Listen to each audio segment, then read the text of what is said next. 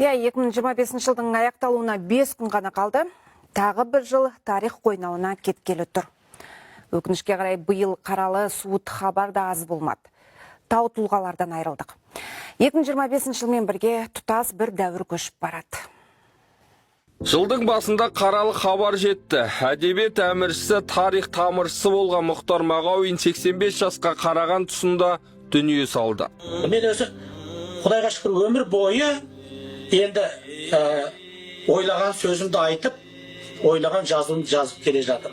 Рас, Мағауиннің майыспаған мінезі енді мәңгілікпен сол таза қалпында, саф күйінде тілдесіп жатыр. Мен абайды өмір бойы зерттедім. Сонда да түсіне алмадым. 95 жасқа қараған шағында белгілі ғалым Мекемтас Мырзахметұлы өмірден өтті. Абыздың еңбектерін таныған адам Абай мен Мұхтардың, Батыр Бауыржан мен ұлы ойшыл Яссауидің мол мұрасымен тереңірек танысады. Арман көп, соның ішіндегі ең бастысы, мен өліп баратқан кезімде өздерің сияқты жастардың біреуі келіп, Дулат аға, халқыңыздың саны бүгін 30 миллион болды десе, мен армансыз көз жұмар едім. Араға ай салып қазақ руханияты қайта қара жамылды. Қабырғалы қаламгер ұлы классик Дулат Исабеков 83 жасқа қараған шағында келместің кемесіне мінді. 85 жасқа қараған шағында Сейіт Қасқабасов бақилық болды.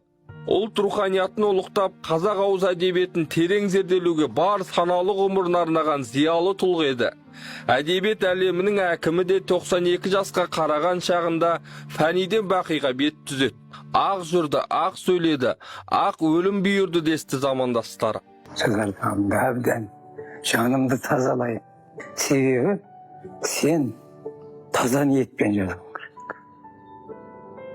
Өзің арам болсаң, жазғаның бәрі арамдыққа қарай сүйреп кетеді. Арам адамнан жазу шықпайды.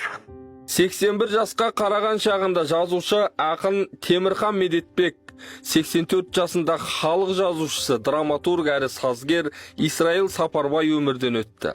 Мемлекеттік сыйлықтың иегері көрнекті ақын Күләш Ахметова 80 жасқа қараған шағында дүниеден озды.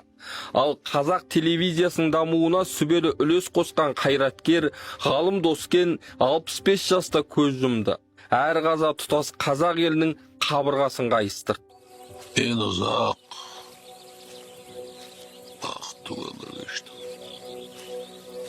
Yoğultmadım için boymayım. Gerisi Allah'a tavsiye etem. Alдағы уақытта мен сүйікті ұлымменен кездесемін. Осы аптаның басында ғана қазақ елі тағы бір аңызын ақтық сапарға шығарып салды. Талантты актер әрі режиссер Асанәлі Әшімов 88 жасында өмірден өтті. Биыл дүниемен қоштасқан қайраткерлердің дені 80-ге жеткен, 90-нан асқан тұлғалар еді. Әр қаза сайын қазынамыз кеміп, дариямыз тарылды.